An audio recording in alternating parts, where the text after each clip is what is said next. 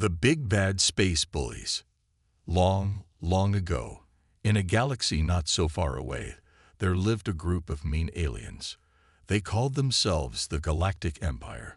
These aliens were not nice at all. They were big, strong, and thought they were better than everyone else in the whole universe. The Galactic Empire had big spaceships that looked like giant metal fish.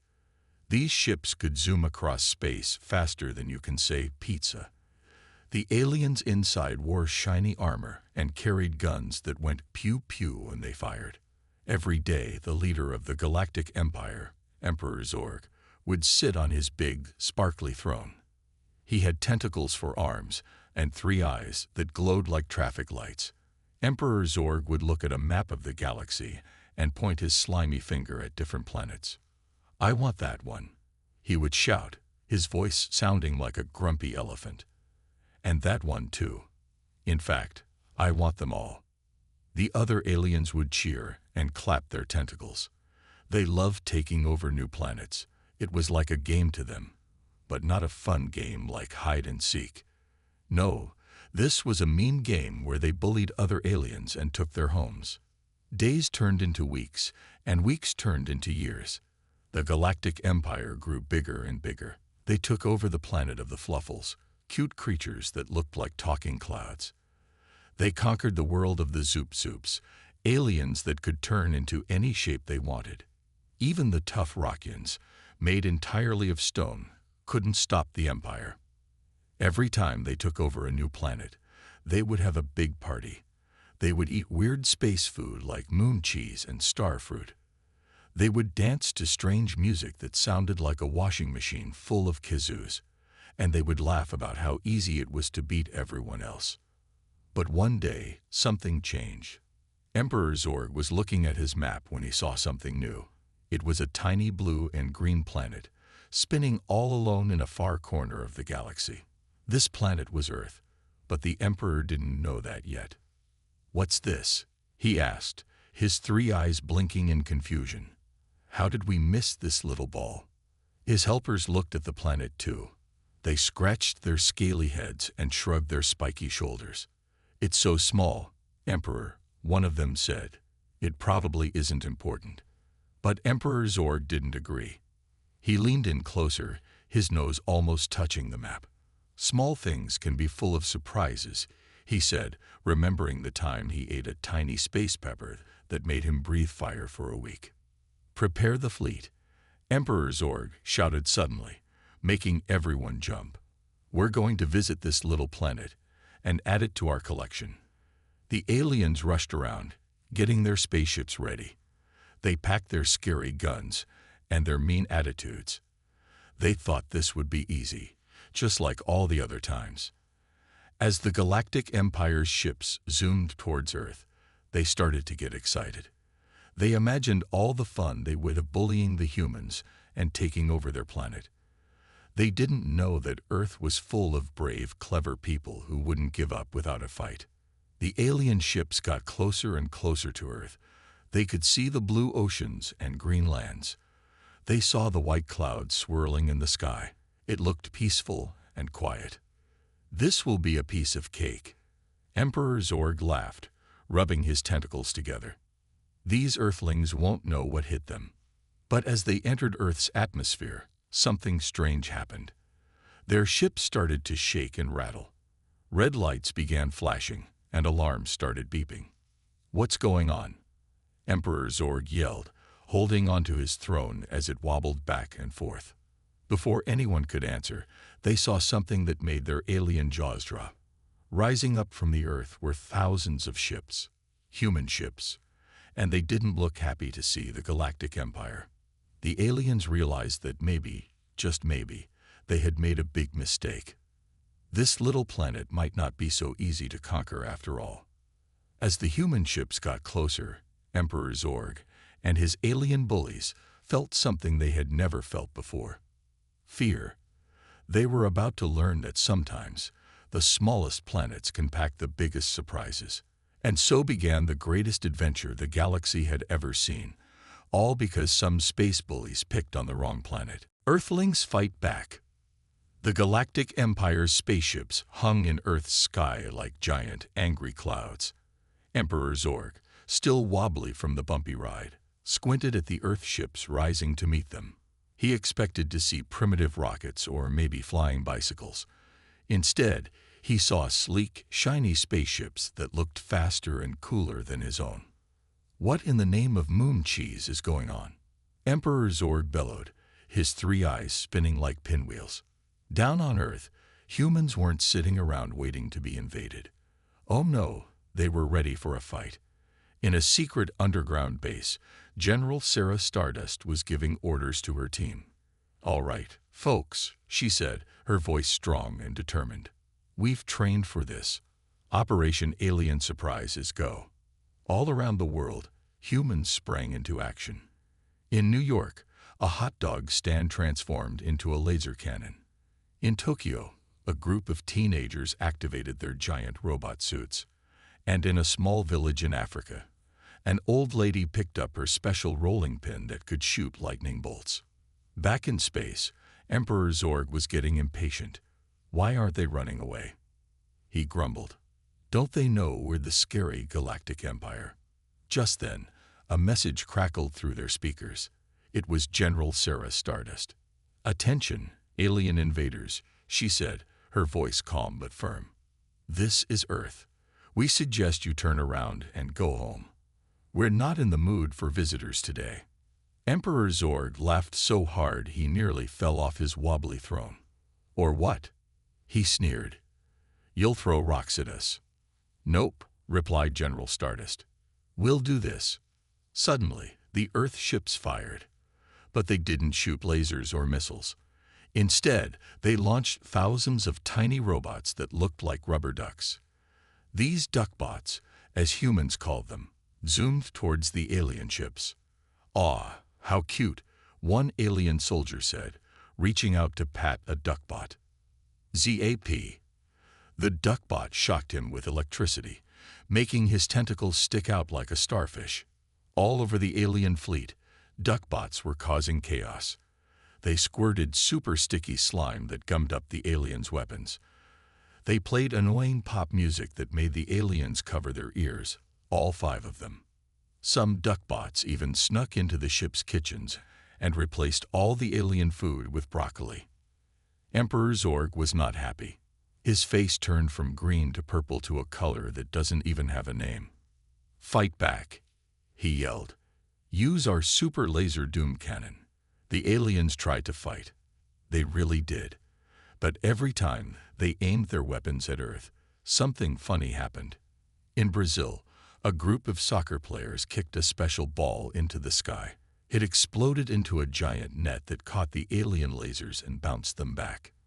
In Australia, a team of surfers rode a massive wave that lifted them up to the alien ships.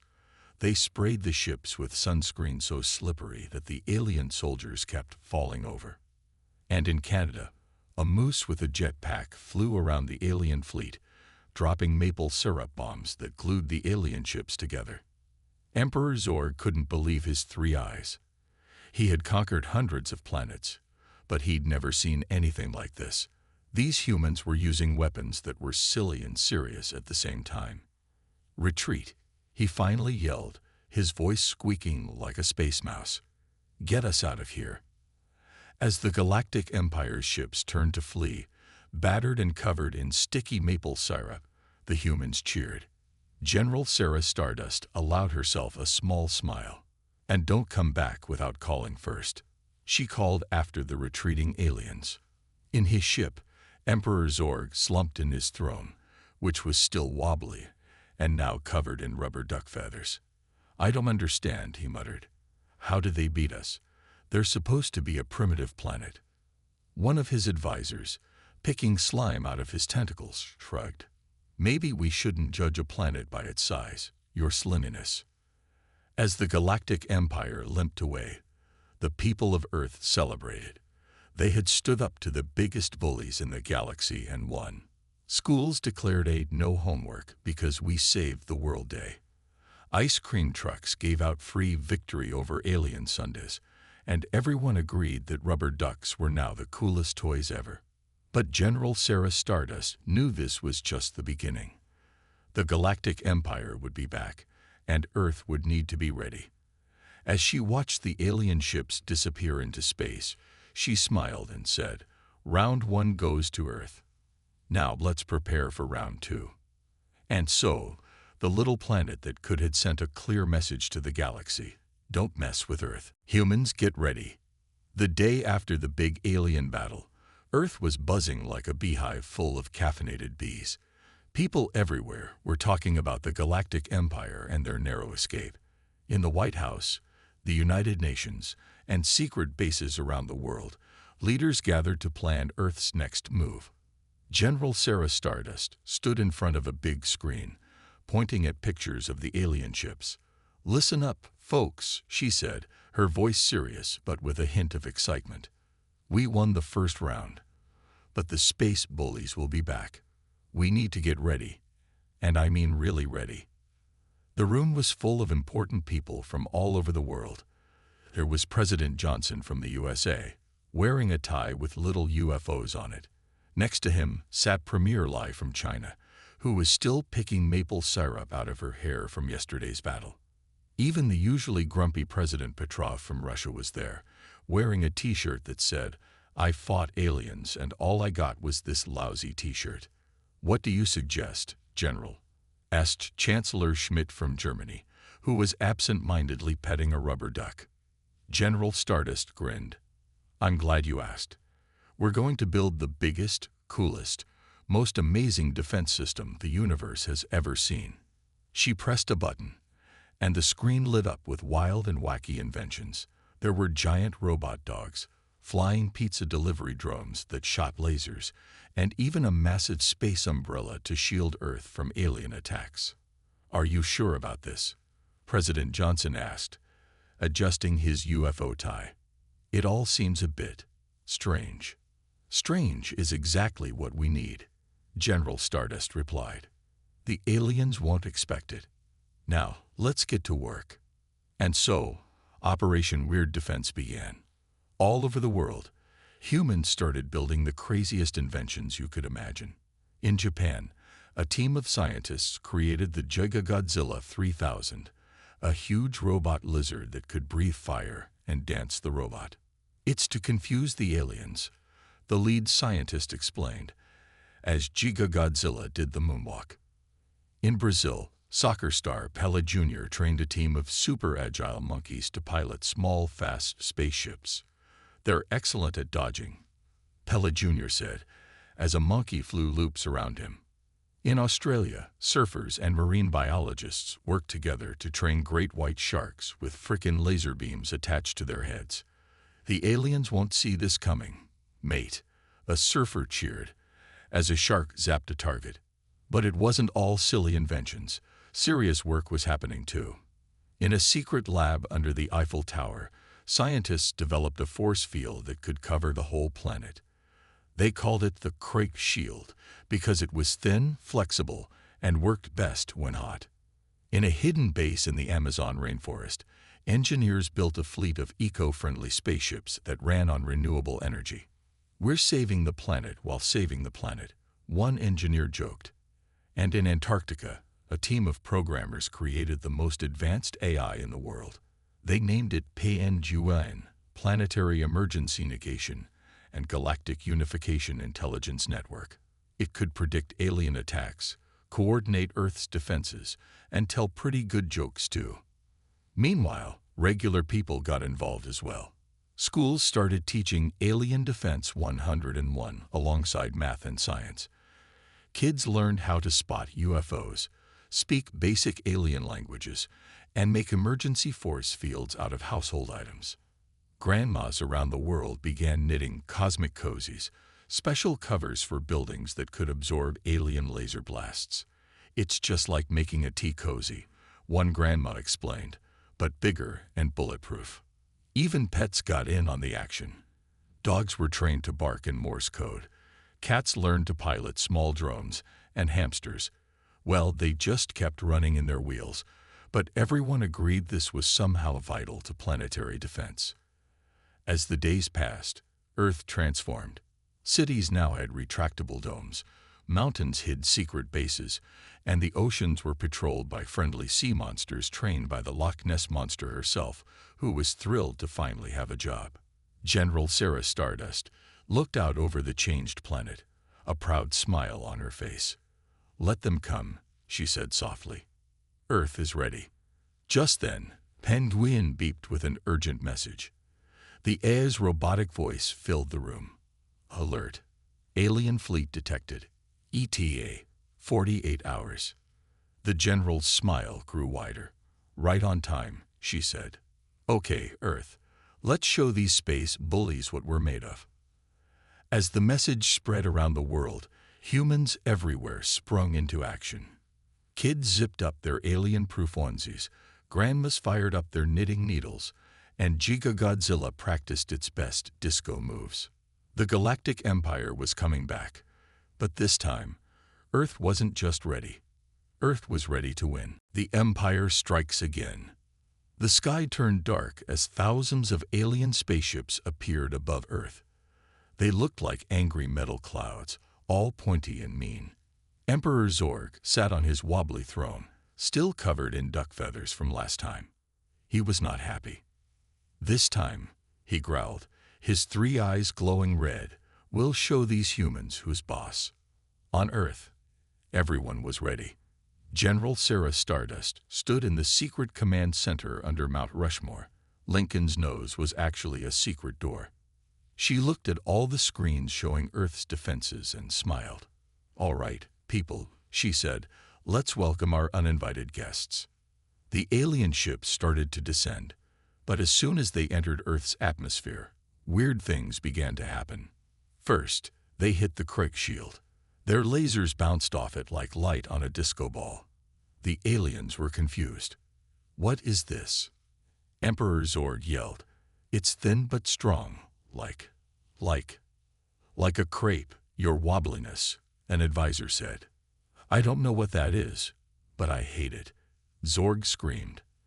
The aliens tried to push through, but then they met the next surprise. The Cloud Cavalry. Thousands of people on flying machines rushed out of the clouds. Some rode jet-powered bicycles, others were on flying carpets, and a brave few were on rocket-powered pogo sticks. Leading them was Grandma Gertrude, an 85-year-old lady on a turbocharged rocking chair. She waved her knitting needles, which shot out long strands of super-strong yarn. "Take that, you space hooligans," she yelled, as her yarn tangled up alien ships like flies in a web. Emperor Zorg couldn't believe his eyes. "What kind of planet is this?" he shrieked. But Earth was just getting started. From the oceans, giant sea monsters rose up, wearing snorkels and water wings. They started playing volleyball with the smaller alien ships, batting them back and forth across the sky. In cities, buildings suddenly transformed. Skyscrapers turned into giant robot warriors, swatting at alien ships like they were annoying flies. The aliens tried to fight back, but they kept slipping on the streets. It turns out the road workers had replaced asphalt with bouncy castle material. "Send in the ground troops," Emperor Zorg ordered, his face turning a new shade of purple. Alien soldiers landed and started marching towards the cities. But then they met the Paw Patrol, not the cartoon, but a real army of dogs, cats, and other pets trained in alien defense. A group of chihuahuas in tiny mech suits chased after the alien soldiers, yapping and shooting foam darts. Cats in ninja outfits dropped from trees, armed with water balloons filled with glitter glue. Even the hamsters helped, rolling around in their balls and tripping up the aliens. In the countryside, farmers drove their tractors, which had been modified to shoot corn cobs like missiles. Cows with jetpacks mooed loudly, creating sonic waves that made the aliens' teeth rattle. Emperor Zorg was losing it. "This can't be happening," he wailed. "We are the mighty Galactic Empire." Just then, his ship was hit by something. "What was that?" he demanded. An advisor looked out the window and gasped. "It appears to be a flying pizza, your confusedness." Indeed, the skies were now filled with flying pizzas, Humans had turned all the pizza delivery drones into defense weapons. Pepperoni became heat-seeking missiles. Cheese stretched out to catch alien ships, and olives turned into smoke bombs. Retreat. Emperor Zorg finally yelled, "Get us out of this crazy place."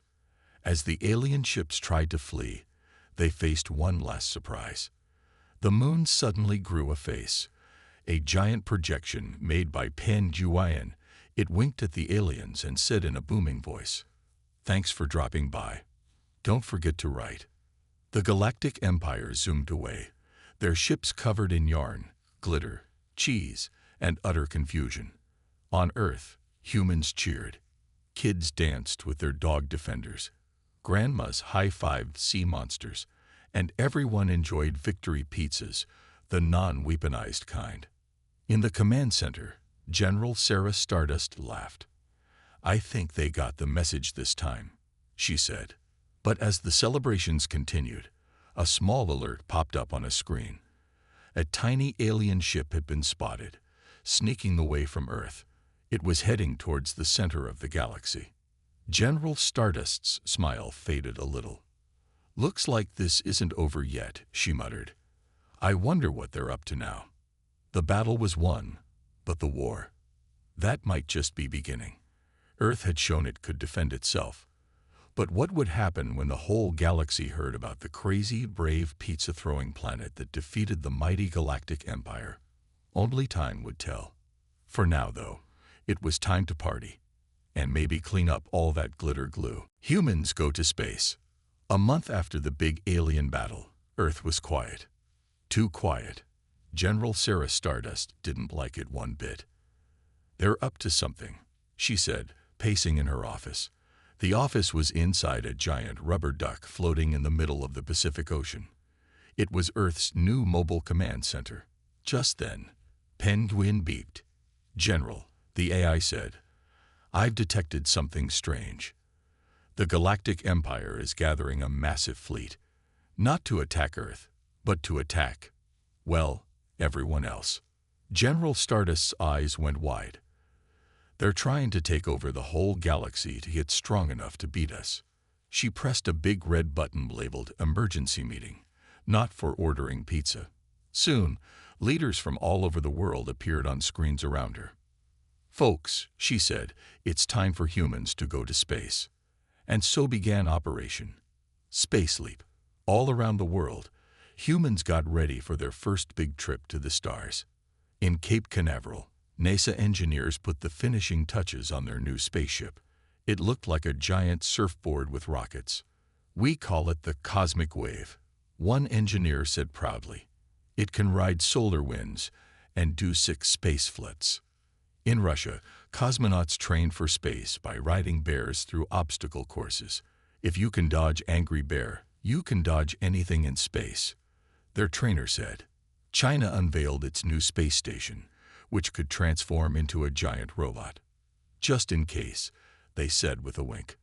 But the coolest ship of all came from an unexpected place, a garage in suburban Ohio. Billy, a 12-year-old boy genius, had turned his treehouse into a spaceship using old video game consoles and his mom's pressure cooker. "I call it the U.S. Treehouse," Billy said, adjusting his glasses. "It runs on imagination and a little bit of nuclear fusion." As the day of launch came, humans all over the world held their breath. Millions watched as the first ships took off. The cosmic wave surfed into the sky on a beam of light. The Russian ship, named Air Force One, roared into space. China's robot station walked up into orbit, taking comically large steps. And there in the middle of them all was Billy in his treehouse, zooming past the others with a trail of glitter and comic books behind him. As Earth faded into the distance, the ships formed up. General Stardust, leading the fleet from the bridge of the U.S. Rubber Duck, looked at her crew. There was Grandma Gertrude at the knitting-based weapons station, Pella Jr. at Space Soccer Tactics, and a team of dolphins wearing spacesuits for, well, no one was quite sure, but it seemed important. "All right, team," General Stardust said, "let's go make some space friends." Their first stop was the planet Blurp, a world made entirely of jello. The Blurpians, wiggly creatures with too many eyes, were scared of the Galactic Empire. "Don't worry," General Stardust told them. "We're here to help." The Blurpians were confused. "But you're so small and squishy," they said. "How can you fight the Empire?" Just then, an Empire ship appeared, quick as a flash. Billy's treehouse zoomed up to it. He opened a window and threw out a jar of his mom's secret sauce. It splattered on the Empire ship's windshield. "My eyes!"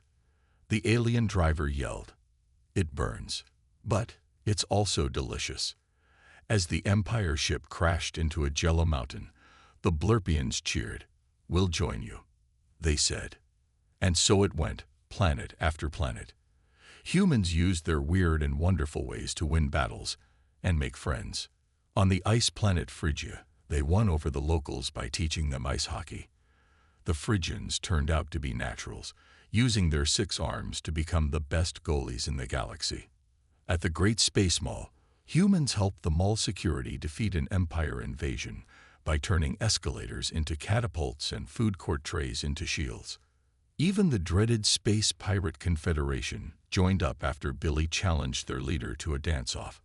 Billy's robot chicken dance was so amazing and confusing that the pirates immediately declared him their new king. As their fleet grew bigger and more colorful, with ships of all shapes and sizes from across the galaxy, General Stardust couldn't help but smile. "We didn't just make allies," she said, watching a Blurpian ship wiggle by. "We made friends." But their journey wasn't over. Far ahead, they could see the Empire's fleet, dark and scary against the stars. "This is it, everyone," General Stardust said. "The big battle is coming. Are we ready?" From his treehouse, Billy gave a thumbs up. Grandma Gertrude nodded, knitting needles at the ready. The space pirates sang a song about Billy's dance moves. And the Blurpians, well, they jiggled excitedly. As they flew towards the Empire fleet, General Stardust realized something. It didn't matter if they were ready. They were humans, and their new friends. They'd figure it out, just like always. "All right, Galaxy," she said with a grin. "Let's show them what we've got." And with that, the most unusual fleet in the history of the universe flew into battle, ready to save the galaxy with water balloons, dance moves, and a whole lot of imagination. Bye-bye, bad guys. The final battle was about to begin. In the deep darkness of space, 2 fleets faced each other.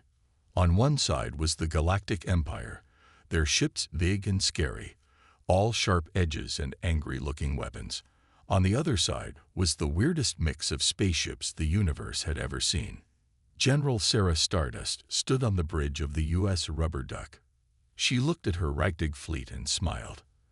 There was Billy's treehouse, leaving a trail of comic book pages. The Russian ship, Bear Force One, had actual bears spacewalking on its hull. The Blurpians' wobbly jello ships jiggled nervously. "All right, team," General Stardust said. "It's time to save the galaxy." On the other side, Emperor Zorg was not happy. His throne had finally stopped wobbling, but now it was covered in glitter from their last encounter with Earth. "Destroy them all," he yelled, shaking his fist. Tentacle, whatever it was. The space between the fleets lit up with laser fire, but the humans and their allies were ready. Billy's treehouse zipped between enemy ships, too small and fast to hit. He threw water balloons filled with his mom's extra sticky spaghetti sauce, gumming up the Empire's weapons. "Direct hit," Billy yelled. "Take that, evil space Brusseloid sprouts." The Blurpians formed their ships into a giant space catapult. They launched the Russian cosmonauts and their bears directly onto the Empire's ships. The bears, wearing tiny spacesuits and jetpacks, started having a dance party on the enemy ship's windshields. "We can't see," the Empire pilots cried. "And why do we suddenly want to drink vodka?" Grandma Gertrude, cackling with glee, fired her mega knitting cannon. Giant balls of yarn wrapped around Empire ships, tying them up in a cosmic sweater. But the Empire still had tricks up its sleeves. They unleashed their secret weapon, the Grumpy Gus 3000, a massive robot that shot beams of pure grumpiness. "Oh no," cried the Blurpians as they were hit. "We feel mildly inconvenienced." Things were looking bad. But then, Billy had an idea. "General," he called, "remember how I became king of the space pirates? I challenge Emperor Zorg to a dance-off." General Stardust grinned. "Billy, you're a genius. Patch me through to Zorg." Soon, Emperor Zorg's grumpy face filled the screens. "What do you want, Earth scum?" he growled. "We challenge you to a dance-off," General Stardust announced. "If we win, you leave the galaxy forever. If you win, well, that won't happen, but you can name your prize." Emperor Zorg laughed. "Ha! I am the best dancer in 12 galaxies. I accept." Minutes later, a giant disco ball, actually a repurposed Death Star, hung in space. Billy floated in the middle, facing Emperor Zorg. "Let's dance," Billy yelled. What followed was the most epic dance battle in the history of the universe. Billy busted out his best moves: the robot, the worm, and his secret weapon, the Fortnite floss. Emperor Zorg countered with the tentacle tango and the three-eyed shuffle. Every ship in both fleets had their headlights pointed at the dancers, creating a dazzling light show. The Blurpians provided beatboxing, their jello bodies making excellent bass sounds. As the dance-off reached its climax, Billy pulled out his ultimate move, the intergalactic backflip. He spun through space, a trail of glitter following him. He landed perfectly, striking a pose that would make any K-pop star jealous. Emperor Zorg tried to copy the move but got tangled in his own tentacles. He spun out of control, crashing into his own ships like a weird alien pinball. "No," he wailed. "I've been outdanced by a human child." Cheers erupted from every ship in the human fleet. They had won. The Galactic Empire was defeated by the power of dance. As Emperor Zorg's ship limped away, he grumbled, "Fine, you win. We'll leave, but don't think this is over." General Stardust just laughed. "Oh, it's over. All right. And don't forget to write." As the Empire disappeared into the distance, the celebration began. Bears and Blurpians danced together. The space pirates sang sea shanties about Billy's legendary moves. And humans, they did what they do best. They threw the biggest, craziest party the galaxy had ever seen. Back on the U.S. Rubber Duck, General Stardust looked out at the stars. "Well," she said, "I guess it's time to go home." But as she turned to give the order, she saw something that made her pause. Her crew wasn't ready to leave. They were excitedly pointing at star maps, talking about new worlds to explore and friends to make. General Stardust smiled. Maybe Earth's adventure in space was just beginning. After all, they had a whole galaxy to explore and a lot more dancing to do. "All right, team," she said. "Where to next?" And with that, the weirdest, bravest, danciest fleet in the universe set off for new adventures. The galaxy would never be the same again. It would be a whole lot. Humans rule. 1 year after the Great Space Dance-Off, the galaxy was a very different place. Humans had spread across the stars, bringing their weird and wonderful ways to every corner of space. And boy, did things get interesting. Earth became the coolest planet in the universe. Aliens from all over came to visit, turning it into a galactic tourist spot. The lines for the Great Wall of China now stretched all the way to Mars. General Sarah Stardust, now known as the Dancing General, had a new job. She was the head of the Galactic Alliance, a group that made sure everyone in space played nice. Her office was on a space station shaped like a giant rubber duck. It quacked every hour. "Order. Order in the space court," General Stardust called out. Today's problem. 2 alien races were fighting over who invented space pizza. "We created circular food first," yelled the circulations, who were shaped like beach balls. "But we added the cheese. argued the Mozzarellians, who looked like giant strings of cheese. General Stardust sighed. "Let's settle this the Earth way," she said with a grin. Dance contest. Soon, the two alien races were doing the pizza boogie while humans judge. In the end, they decided to share the credit and open a chain of pizza places together. Problem solved.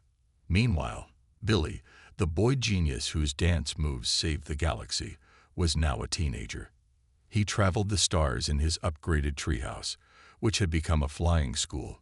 "And that's how you do long division while riding a space dolphin," Billy explained to a class of alien kids. The kids oohed and awed, their tentacles raised to ask questions. Humans changed the galaxy in other fun ways too. 1. The Space Olympics became the biggest event ever. The Blurpian Jello diving competition was a fan favorite. 2. Earth movies were huge hits. Aliens loved action films, but were confused by romance. Why don't they just merge their DNA and be done with it? They'd ask. 3. Human food spread everywhere. You could find sushi on desert planets and hot dogs in ice caves. But nothing was as popular as pizza. Even former Emperor Zorg admitted he was addicted to pepperoni. 4. Earth animals became the most wanted pets. Alien kids begged their parents for puppies, kittens, and in one weird case, a moose. 5. Human fashion took over. Aliens wore baseball caps, sneakers, and t-shirts with silly Earth sayings. The hottest trend. Socks with sandals. Go figure. But it wasn't all fun and games. Humans had serious jobs too. They became peacekeepers, explorers, and teachers. Their creativity helped solve big problems. When two planets were fighting over a moon, humans suggested turning it into a shared amusement park. Now, Moon Disney is the happiest place in that solar system. When a black hole threatened to eat a star system, human scientists found a way to turn it into a power source. They called it the Cosmic Recycling Plant. Grandma Gertrude led a team that used knitting to repair rips in the space-time fabric. Just like darning socks, she'd say, as she sewed up wormholes. The space pirates, still led by Billy, though he let them do the actual pirating, became a galactic delivery service. "We plunder your heart with our great deals," was their slogan. Even Pen Huin, the AI from Earth, had a new job. It became a stand-up comedian, telling jokes across the galaxy. Why did the human cross the asteroid belt? To get to the other tide. Aliens laughed, even if they didn't always get it. But the best thing humans brought to space was their spirit. They taught the galaxy how to have fun, to be brave, and to dance like nobody's watching, even if everyone is, because it's space and there's nowhere to hide. One day, as General Stardust looked out at the stars from her rubber duck station, a young alien approached her. "Ms. General," the alien asked, its eyes blinking in different colors, "why are humans so human?" General Stardust thought for a moment. "Well," she said, "we're not the strongest or the smartest or even the weirdest species out there. But we never give up. We always try to help. And we know that sometimes the best way to solve a problem is to throw a pizza party." The alien nodded, still confused but somehow understanding. Just then, an alert came in. A new species had been discovered at the edge of the galaxy. They were blue, had 17 legs, and communicated by juggling. General Stardust grinned. "Well, looks like it's time to make some new friends. Who's up for a juggling contest?" And so, the humans continued to spread their special kind of crazy across the stars. The galaxy was no longer a dark and scary place. It was now full of laughter, music, and the occasional food fight. As for the Galactic Empire, legend says they're still out there somewhere, taking dance lessons and trying to figure out how a bunch of humans from a little blue planet managed to win the hearts of an entire galaxy. But that, as they say, is another story. For now, let's just say, humans rule.